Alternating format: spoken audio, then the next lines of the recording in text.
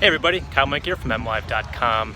I'm in Napa, California, where the Lions have just wrapped up their first of 2 joint practices against the Oakland Raiders.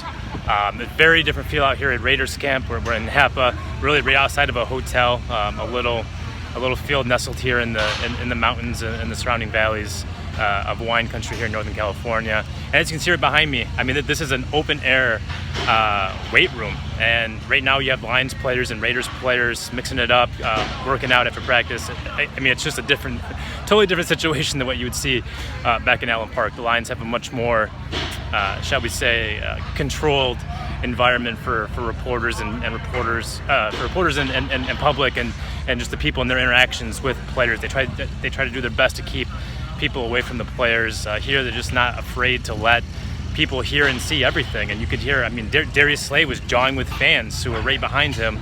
At various points throughout the workout. Team rules prohibit me from relaying what he said, but let's just say it was colorful and he was into it. It was a good workout for Slay. He always gets up for these matchups against other teams and star players. He was locked up with Amari Cooper several times today, and even got an interception at one point. Derek Carr's first interception of camp. Derek Carr was pretty frustrated after camp that he had threw that. Vic said basically Slay had kind of fooled him there, and it was a pretty good day for Slay.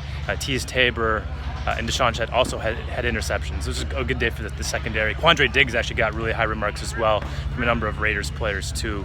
I spent most of my time watching the offense. I was curious to see how those guys would fare against a defense that wasn't their own, particularly on the offensive line, which has looked better in this camp than they did last year. I think that's pretty optimistic. But then again, they're going against the Lions defensive line every day. That's not a strength for this team.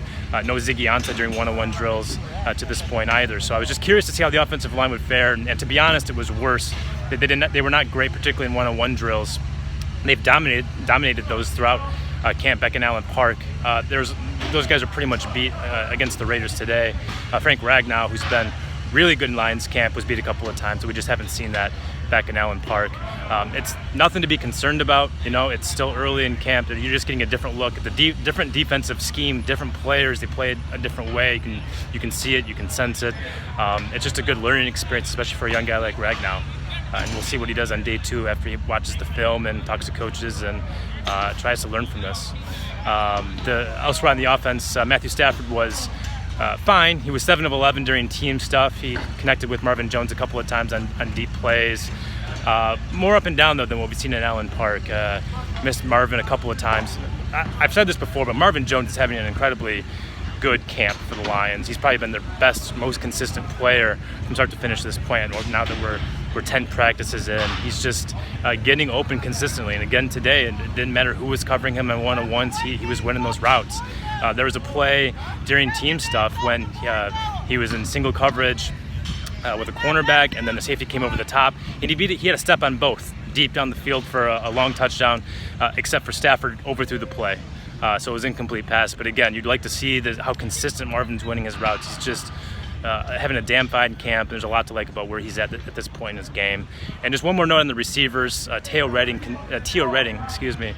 continues to be a player worth watching. Undrafted rookie, pretty unheralded guy, but he makes plays consistently. He's made a lot of deep plays going back to spring ball. And he's got pretty good speed. He's got an excellent vertical, and just has a way of winning these routes downfield, and was doing so again today. Just winning consistently, doing it against reserves. Keep that with a grain of salt. But it's a young guy who's making a lot of plays. If he continues to do that, especially when the lights go on Friday night back in the Coliseum in Oakland, you can bet that he's going to enter the discussion for certainly a practice squad spot, and if not, perhaps a shot at that 5th receiver position. That's what I got for now. We'll have all kinds of coverage on MLive out of this workout, and we'll be back here again on tomorrow for a second joint practice with the Raiders here in Napa. For MLive, I'm Kyle Meinke.